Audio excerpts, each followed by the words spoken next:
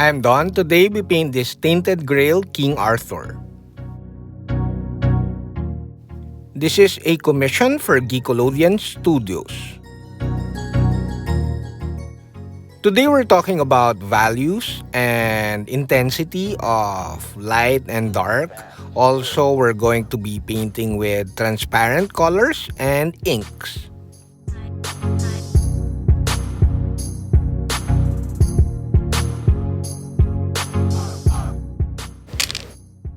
Hi, I'm Don. Welcome to my studio.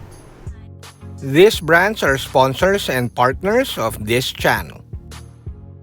My original plan was to limit my palette with just two paints, black and white, but why would I do that? So I chickened out in limiting my palette because this will be an article for FFI magazine. So instead of painting with just black and white paints, we'll make the video in black and white as we talk about values. First, we do a dry brush underpainting with a dark color. We'll keep the paint secret for now, just to make the video more interesting. Also, I really like doing dry brushing as to jumpstart a project, because dry brushing is so easy. I just get a dark paint and dry brush all over the model, and it jumpstarts the project. Dry brushing is so carefree, takes me around 10 minutes to finish, and it jumpstarts the project already.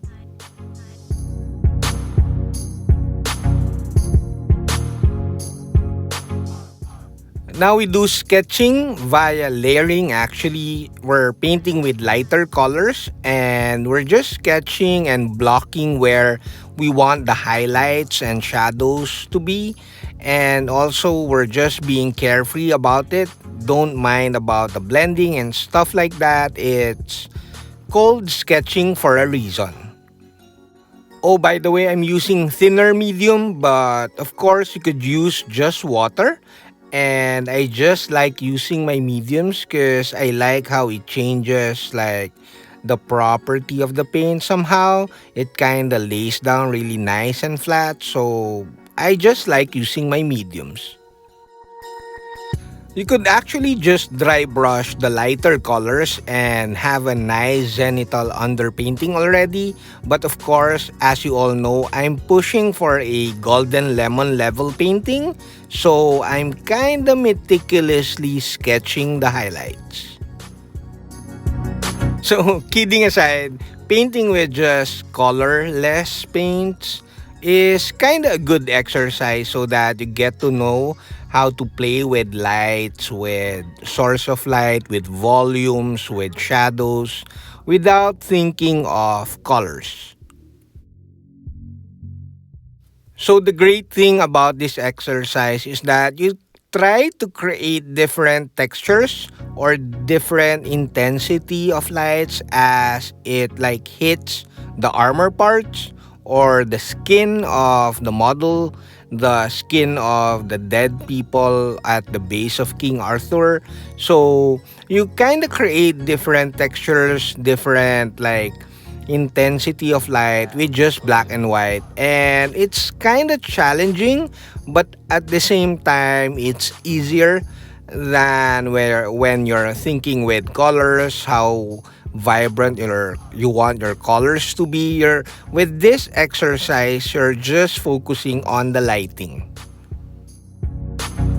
This black and white underpainting kinda took a while to finish. It took me around 8 to even 10 hours to finish. But again, you could just do dry brushing so that it's faster. You'll be finished in an hour or two. And you get to like exercise and do the lighting stuff. So I highly recommend you do this on a box walker or just a little like a cheap D&D miniature or WizKids miniature or even a 3D print, and you like play with the light source, play with the shadows before you add the colors. This black and white exercise is also good at challenging you and teaching you how to create different textures with just black and white and with just light intensity and stuff like that, with just values. So understanding different textures without colors is very nice and very essential to your development as a painter. So now we're almost done. I'm going to reveal the actual colors. Basically, I use different like gray paints, dark sea gray for the initial dry brushing so that we have like a cool underpainting or undertone, and then different shades of gray.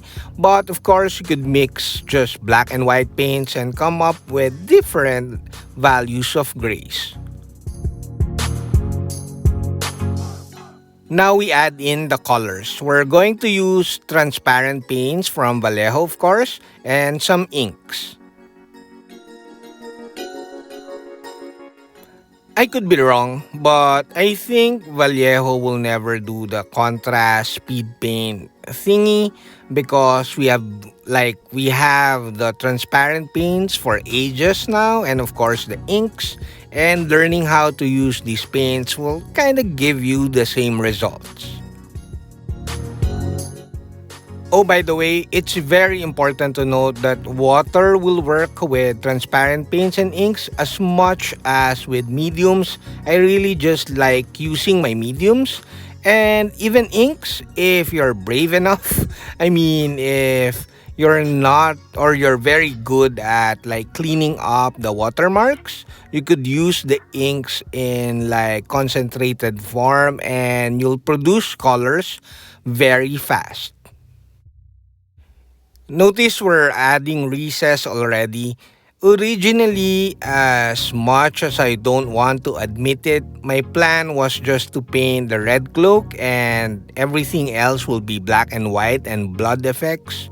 But I don't think I can pull it off. But I don't want to have like a fail graphics again because we'll get a comment again. No, kidding aside, I just think I can't pull it off. And again, this is a magazine article for Fantasy Figures International magazine.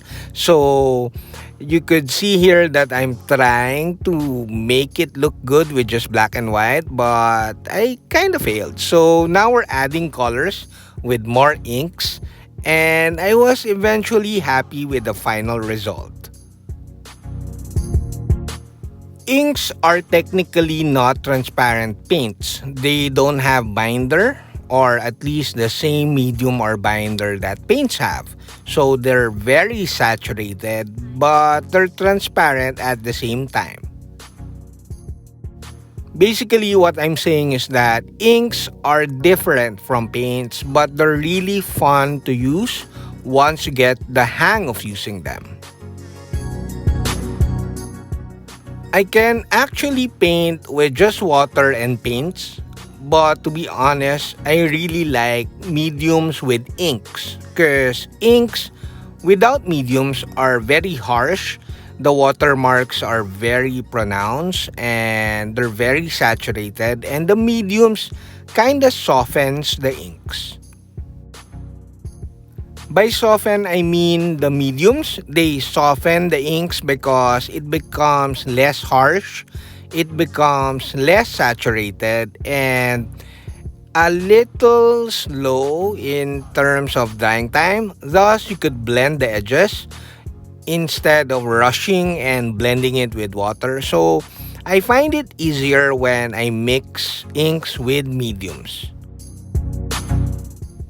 Now you can see here I'm using the Vallejo yellow ink without mediums or even without thinning with water because yellow ink is kinda thin already.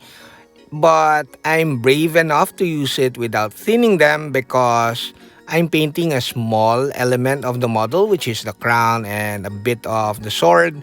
So if you're brave enough, you could actually use the inks without thinning them. You could even use the inks in your airbrush without thinning your inks because they're thin already, but I warn you that unthinned inks are very, very saturated.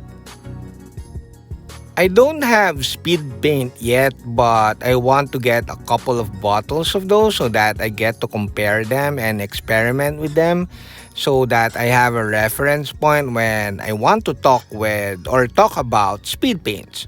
But I do have a handful of contrast paints, and I would say that the inks or even the transparent paints from Vallejo are more saturated than contrast paints.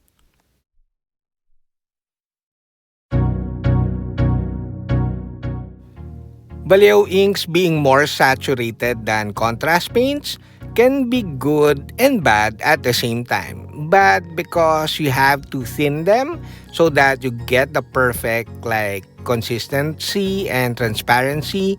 And if you're army painting, I guess you have to premix them so that you paint faster. Now we're just painting highlights. We're almost done with this model. Also, I'm going for a soft, the highlight should be softer, meaning I won't be using super intense white lights. I want this to look like King Arthur is standing while the sun is setting in or something like that, or magic hour. So the yellow highlights will be softer, and we won't use too much white highlights. Also, you might notice that when I do highlights, I don't really paint all of the edges, and I kind of like putting highlights where I want the focus to be. In this case, it's just the face, a bit on the chest and on the shoulders, but less and less highlights as we go away from the face.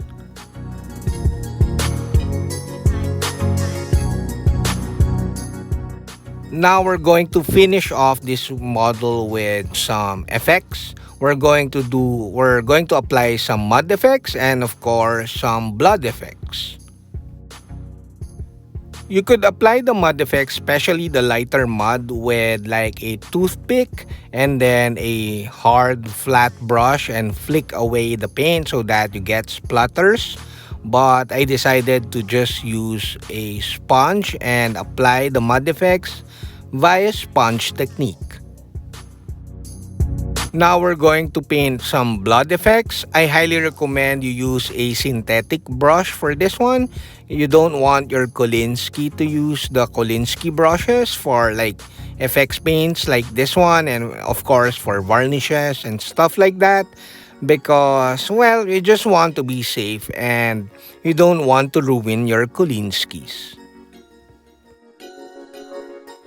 I don't thin down the blood effects. I like painting it really thickly and then it settles down as it dries into a darker color.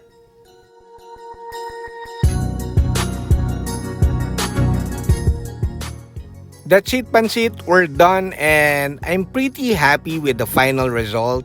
I was aiming for a magic hour sunset look and I think I was able to achieve it. It took me around 10 hours to finish the black and white underpainting, which is a lot of time. However, it took me around just 4 hours to paint all of the colors. Next video, I'm going to dry brush most of the underpainting to make the method or the painting style faster, and then we're going to paint with inks again.